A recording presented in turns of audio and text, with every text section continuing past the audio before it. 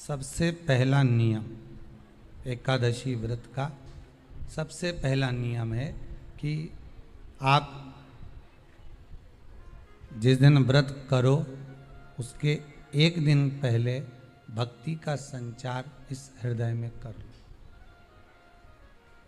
भक्ति का संचार इस हृदय में कर लीजिए। जिस दिन आप व्रत करो, जैसे एकादशी का व्रत कर रहे हो तो दशमी के दिन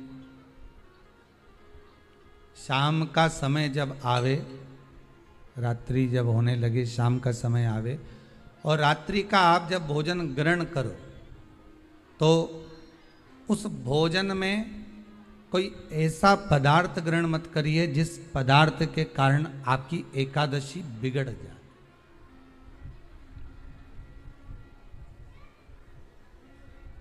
कोई बेकार भोजन हमें ग्रहण नहीं करना। श्रेष्ठ भोजन ग्रहण करिए दशमी के दिन। और एकादशी का दूसरा नियम बहुत ध्यान से सुनिएगा। जिस दिन आपकी एकादशी का व्रत हो उस दिन प्रयास करिएगा कि अपने हाथ से किसी भी वृक्ष की कोई पत्ती टूटे ना। अपने हाथ से किसी भी वृक्ष की, पौधे की, किसी भी वृक्ष की पत्ती अपने हाथ से ना टूटे। बहुत ध्यान दीजिएगा महाराज। एकादशी का ये दूसरा नियम है कि अपने हाथ से किसी पौधे की, किसी वृक्ष की, किसी डाली की कोई पत्ती टूटे ना, कोई पत्ती ना टूटे, इसका प्रयास करिए।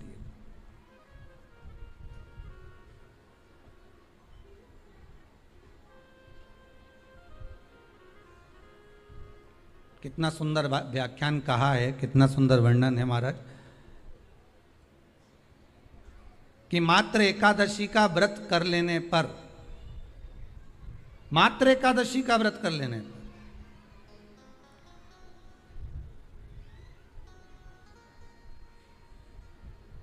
जो पूर्व में किया गया हमारा पाप कर्म है, हमने किसी जीव की हत्या करी है, हमने किसी को कष्ट प्रदान करा है, हमने किसी को अपशब्द कहा है, हमने किसी को ताने दिए, हमने किसी को आड़ा टेढ़ा कहा है, हमने किसी को गालियां दे दी है, मात्र एकादशी का व्रत ही कर लेने पर ये सारे जो दोष हैं वो समाप्त हो जाते हैं।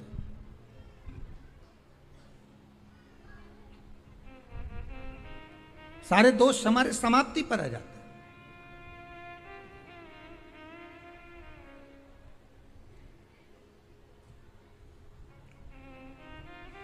अब एक विचार करिएगा थोड़ा सा अपने मन में, अपने चित्त में, अपनी वृत्ति में एक बात उतारिएगा। एक अपने मन में एक बात को उतार कर रखिएगा कि आप अपने पाप को, अपने पाप कर्म को जिस दिन छिन्न करने वाले हो, समाप्त करने वाले हो, अपने पाप को आप जिस दिन समाप्ति पर लेकर जा रहे हो तो उसके एक दिन पहले आपको प्रसन्नता होना चाहिए कि नहीं होना चाहिए कि कल मेरा पाप कटने वाला है, कल मेरा पाप समाप्त होने वाला है। जो मैंने पाप कर्म करा है वो समाप्त होगा, जो मैंने पाप कर्म करा है वो कल समाप्त हो जाएगा। तो एक दिन पहले आपके चेहरे पर प्रसन्नता हो कि ना हो।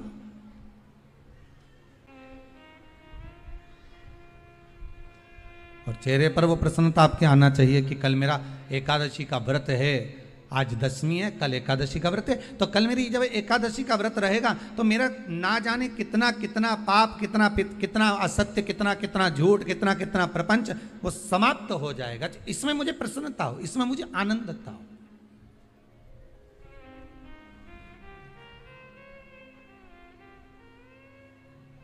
तो क्या कहा गया कि प्रयास करिएगा कि एकादशी के दिन कोई वृक्ष की, कोई डाली की, कोई कोपल की कोई पत्ती ना तोड़ी जाए। क्यों?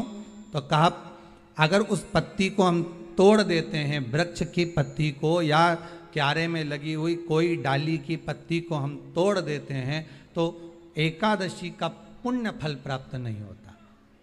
एकादशी का कोई फल हमारे खाते में नहीं जाता, पुण्य फल प्राप्त। अब फिर भले तुम चाहे तुमने मोरधन खाया हो, चाहे तुमने फिर चिप्स खाई हो, चाहे तुमने फिर व्रत का कितना ही सामान खा गए हो और तुमने सोचा कि आज मेरी एकादशी है, तो फिर उसका कोई फल प्राप्त नहीं है, उसका कोई सुख प्राप्त नहीं है आपको, फिर उसका कोई आनंद प्राप्त नहीं है आपको, फिर उसमें कोई आनंद की अनुभूति आपको नहीं मिल रही है।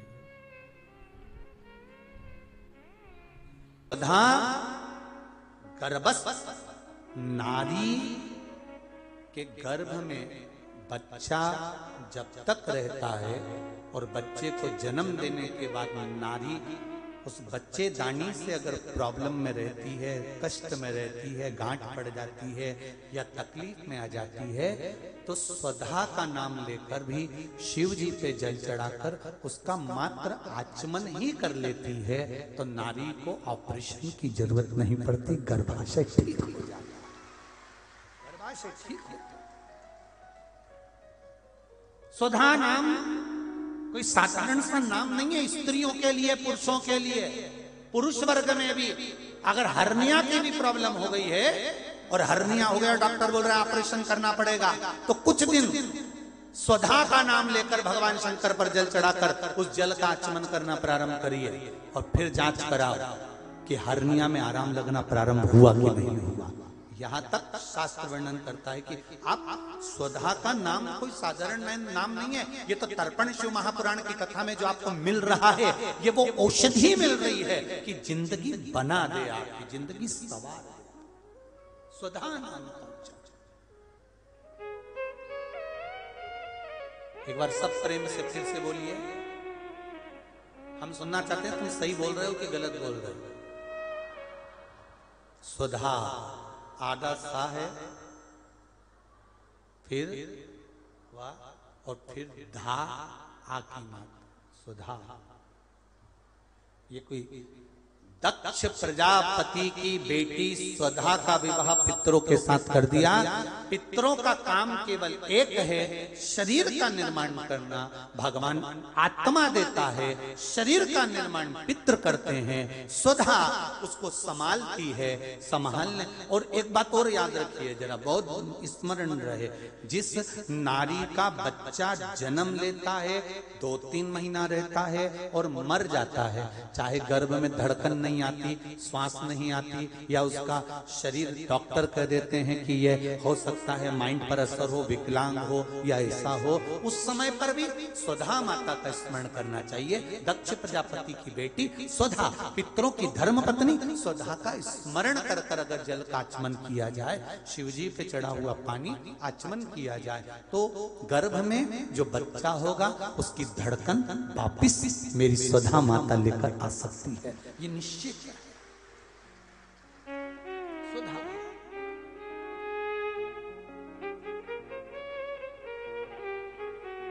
स्वधा का विवाह कर दिया पितरों के साथ। स्वधा ने तप कर, बहुत तप किया, बहुत तप। हिंदू धर्म की रीति है, जिस पात्र को हम जल चढ़ाने लेकर जाते हैं, उस पात्र में भगवान के चरणों का जल लाते हैं, खाली पात्र नहीं लाते। क्या लाते हैं? भगवान के चरणों का जल। उस चरणोदक को लेकर आए, घर में रखा, सबने अपने नैनों में लगाया, हृदय में लगाया, चित्तवृत्ति में लगाया। खाली पात्र हम लेकर वापस नहीं आ रहे हैं।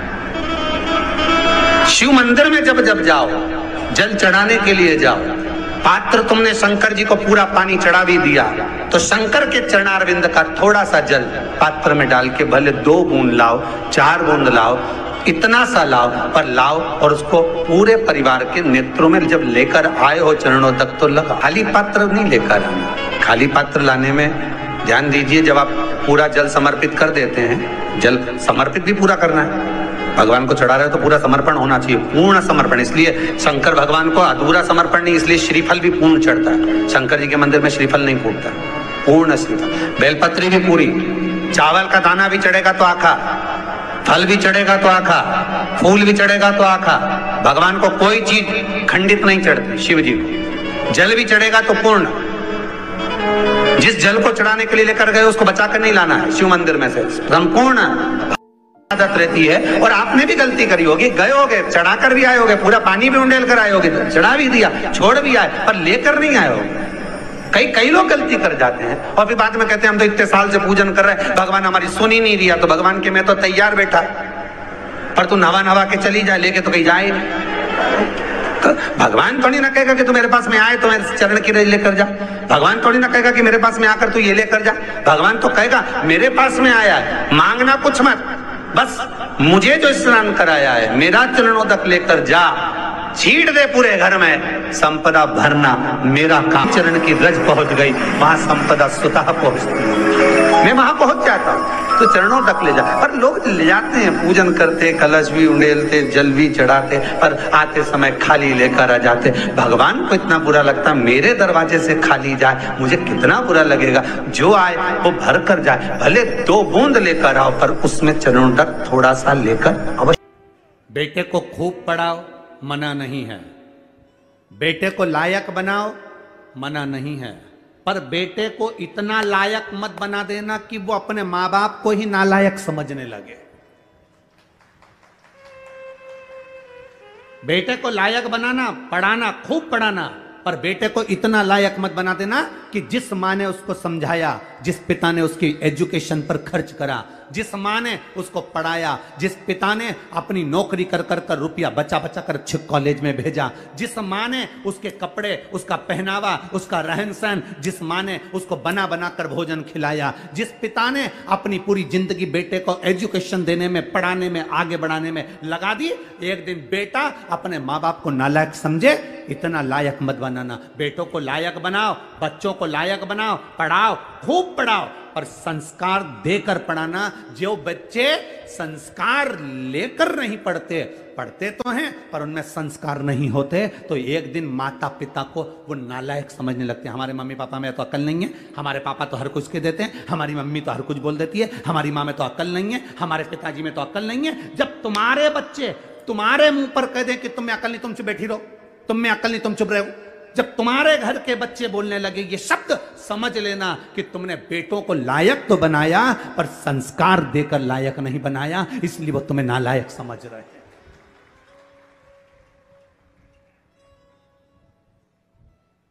खूब पढ़ाओ, हम मना नहीं करेंगे, जितनी तुम्हारी कैपेसिटी है उससे ज्यादा पढ़ाई है, जितनी तुम्हारी कमाई है उससे ज्यादा खर्च कर कर बेटों को उज्जवल भविष्य बनाइए। बेटा बेटी को अच्छा पढ़ाने का प्रयास करिए, बेटा बेटी का जिंदगी अच्छा बनाने का प्रयास करिए, पर बेटा बेटी आपको लायक बनते बनते आपको नालायक ना समझने लगे, इसलिए थोड़ा संस्कार देने का प्रयास करिए। बच्चों से कहो 1 लोटा जल शिव जी को चढ़ा कर आ। बच्चे कहेंगे माँ जल चढ़ाने से क्या होता है? कुछ नहीं होता, मेरे मन को शांति मिलती है, तू जल चढ़ा कर आ। मैं जल चढ़ाने नहीं जाऊंगा, मैं भोजन नहीं दूंगी, मैं बाजार में खा लूंगा, घर का दरवाजा बंद है, जाओ खाओ। बच्चों को लायक बनाने का प्रयास करो, पर साथ में संस्कार देकर। अपने दादा दादी के पांव पड़, प्रणाम कर, चरण छू, नमन कर। एक दिन बेटा चरण नहीं छूता, दूसरे दिन मामी नाना घर के बच्चे माता पिता कहते देते कोई बात नहीं, कल छू लेगा, हो गया ना, आज नहीं छुआ ना, कल छू लेगा, कल फिर नहीं छुआ, परसों छू लेगा, ना ना चरण छू। बच्चों को झुकाना, प्रणाम करना, नमन करना, आदर करना, सत्कार करना, बच्चों को ये सिखाना पड़ेगा। आज बड़ी विडंबना का जीवन, बड़ा विडंबना का समय चल रहा है। हम बेटा और बेटी को पढ़ा तो लेते हैं, हम बेटा और बेटी को उज्जवल भविष्य बना तो देते हैं, हम बेटा और बेटी को लायक बना तो देते हैं, पर हमारे बच्चे हमको एक दिन नालायक समझने लगते हैं, तब दिल दुखता है कि मेरी औलाद मेरे मुंह पर कह कर जा रही है, दुख होता है अंदर से। पढ़ाओ, कलेक्टर बनाओ, एसपी बनाओ, टीआई बनाओ, तुम्हारी मर्जी, पढ़े मंत्री बनाओ, संतरी बनाओ, कलंतरी बनाओ, तुम्हारी मर्जी, पढ़े तुम जो बनाओ, पर उनकी वाणी पर तुम्हारा आदर होना चाहिए।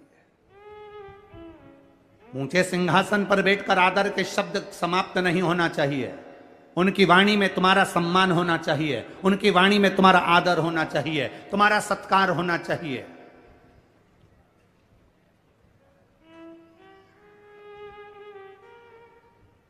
अरे बेटा एडीलैंड में, बेटी है न्यूयॉर्क।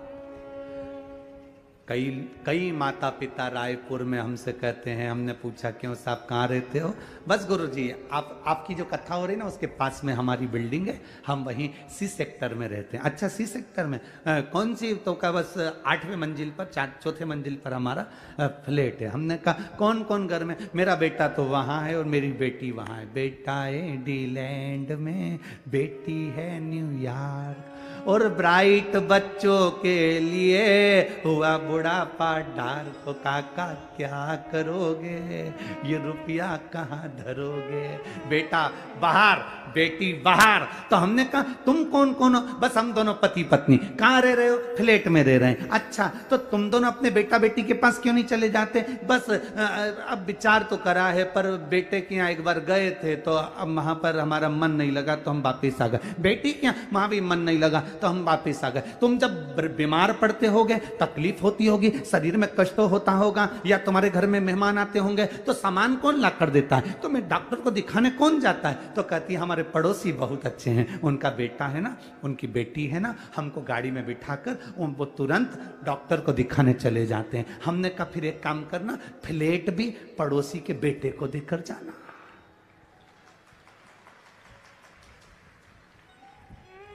मरने के समय पर बूढ़े माँ बाप को डॉक्टर को दिखाने पड़ोसी के बच्चे जा रहे हैं। सब्जी पड़ोसी के बच्चे लाकर दे रहा है, देख रेख पड़ोसी के बच्चे कर रहे हैं। तो मकान की देख रेख तुम कर रहे हो किसके लिए?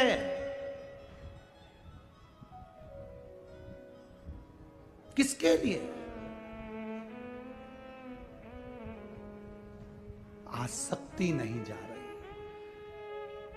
हमने कहा एक काम करो न, जब पड़ोसी का बच्चा इतना कर रहा है तो एक काम कर दो, उसको थोड़ा बहुत तो अपनी प्रॉपर्टी दे। अरे गुरुजी कैसे देके जाना? डॉक्टर को दिखाया है तो क्या प्रॉपर्टी दिया है? सब्जी ला के दे देता कि प्रॉपर्टी दे दें? तो तुम्हारे बेटे तुमने बड़े करे थे तुम्हारी सेवा के लिए, वो तुम्हारी सेवा नहीं कर रहे, तो तुम किसके भरोसे? किसके? अखबारों में देखो, अखबारों में जरा पढ़ना, कभी पुराना कई जगह का आपको मिलेगा। बुढ़ा बुढ़ी मर गए, बेटों को सूचना दे दी कि आ जाओ अंतिम संस्कार करने, तो कहते हैं ऑनलाइन करा देना। बाद में जब मर गए, अंतिम संस्कार भी मोहल्ले के लोगों ने कर दिया, तब बेटा बेटी आए, जमीन जायदाद बेच के पैसा लेके चले गए, पर माँ बाप का पिंडदान तक नहीं करा। ये जीवन है मानव का। किसके लिए जी रहे? हम किसके लिए अपनी जिंदगी जी रहे हैं? अरे बेटा एडीलैंड में, बेटी है न्यूयॉर्क। और ब्राइट बच्चों के लिए हुआ बुढ़ापा डार्क। ओ काका क्या करोगे, ये रुपया कहाँ धरोगे?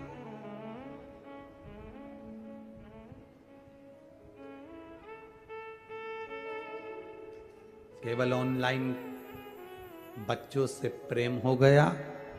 ऑनलाइन प्रेम, बच्चे वहां बैठे हैं, 2 साल में 4 साल में एक बार आते हैं और माता पिता खुश होकर कहते हैं मेरे बच्चे को समय नहीं मिलता, इतना व्यस्त इतना व्यस्त इतना व्यस्त, मेरे बच्चों को समय नहीं मिलता, मेरे बच्चों को तो समय नहीं मिलता। मेरा बेटा तो वहां है, मेरी बेटी तो वहां, मेरा बेटा तो वहां, मेरी बेटी।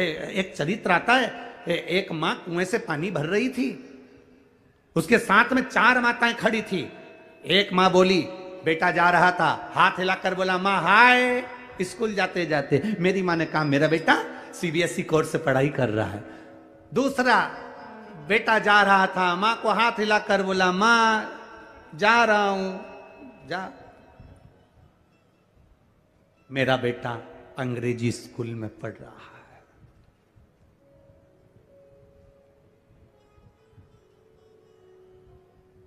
एक माँ का बेटा जा रहा था, माँ बाल्टी उठाकर ले जा रही थी। बेटे ने कहा रुक माँ, पहले मैं बाल्टी घर रख कर आता हूँ फिर जाऊंगा। माँ कहती है मेरा बेटा सरकारी स्कूल में पढ़ रहा है, ये मेरा बेटा है जो सरकारी स्कूल में पढ़ रहा है। अंग्रेजी स्कूल में पढ़ाओ, सीबीएसई कोर्स से पढ़ाओ, एक से बढ़कर एक स्कूल में पढ़ाओ, पर अपने बच्चों को संस्कारवान बनाने का जवाबदारी तुम्हारी है।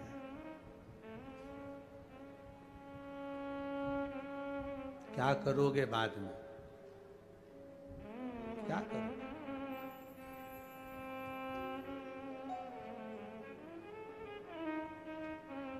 अगर स्नेहवश कोई जवाबदारी आपके जीवन में अपने बच्चों पर नहीं छोड़ी है तो वो बच्चे आपको भी नहीं कुछ प्रभाव दे पाएंगे। दीजिए।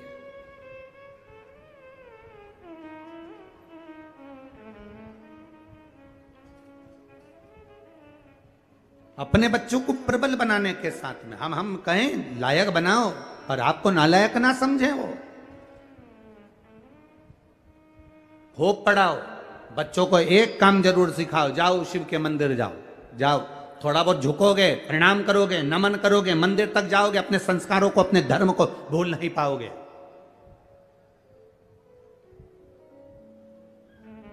जिस बेटे को भगवान ब्रह्मा जी ने वर दे दिया, जिस बेटे को सब कुछ दे दिया, ब्रह्मा जी प्रसन्न होकर मेरा बेटा मेरा बेटा मेरा बेटा करके सब कुछ दे दिया ब्रह्मा जी ने, पूरे वर, पूरे आशीर्वाद जो दे सकते थे बेटे को दे दिया, सारे वर, सारे आशीर्वाद ब्रह्मा जी ने अपने पुत्र सिंदूर को दे दिए, सारे वर। मेरी जीजियों, ब्रह्मा जी जैसी गलती मत करना। ब्रह्मा जी ने सारे वर, ब्रह्मा जी ने अपने बेटे सिंदूर को दे दिया, तुम वो गलती मत करना कि पूरी चीज अपने घर के बच्चों को दे दो। एक इतनी बड़ी लोहे की पेटी यहाँ से जाते जाते खरीद लो, उसमें भले कुछ मत रखो, जाते जाते 2-4 पत्थर उठा के ले जाओ, पुरानी साड़ी में लपेट के पेटी में रख दो, बउए आए उसके पहले पेटी पत्थरों से भर लो। बताना मती बहुओं को, बोलने की जरूरत नहीं है बहुओं को कि इसमें पत्थर भरा है, इसमें कुछ भरा हुआ है। बस दिवाली का समय आए, बहुओं से कहना थोड़ा पेटी हटाना, मेरे को सफाई करना है। बहुएं पेटी हटाएंगी, सफाई कर देना, बहुओं को भी लगेगा कुछ है। मरती मर जाना, पर बहुओं के सामने कभी पेटी मत खोलना, कभी मत खोलो। अंतिम समय आए, यम के दूत तुम्हें बंदी बनाने आए, तुम्हें लगने लगे कि मैं मर रही हूं, तो मरते मरते घर की बहू को बुलाकर, एक किसी भी बहू को, बड़ी हो छोटी हो, किसी के हाथ में चाबी दे जाना, बेटा सब बांट लेना हो, अब मैं चली। बहुओं इतनी समझदार हैं, 13 दिन पेटी नहीं खोलेगी, क्योंकि घर में नंदे आई हुई हैं, हिस्सा देना पड़ेगा तो पेटी छुपा देगी। बहुओं ने इतनी जल्दी पेटी को खोलेंगी नहीं, छुपा देंगी। अब बहुओं को मालूम है सास के पास बहुत सामान है, तो 10वां भी अच्छा करेगी, 12वां भी अच्छा करेगी, खूब साड़ी बांटेगी, 12-13 खिलाएगी पिलाएगी, लड्डू गुलाब जामुन इमरता भजिया, सारे ब्राह्मणों का भोजन कराएगी, मेहमान को भी खूब देगी, और सब चले गए और ननन भी चली गई, तब बहुएं पेटी खोलेंगी और उनमें से भाटा निकलेगा और करम फोड़ेंगे। अब अपने को टेंशन नहीं, अपन तो गए, अपना काम हो गया ना। ब्रह्मा जी जैसी गलती मत कर देना कि पूरे बार एक साथ दे दिया, आयुष्मान भव, चिरंजीवी भन, यशवान भव, ये भी दे दिया वो भी दे दिया। ऐसी गलती मत कर देना। थोड़ा ना थोड़ा अपना बुढ़ापा निकालने के लिए कमर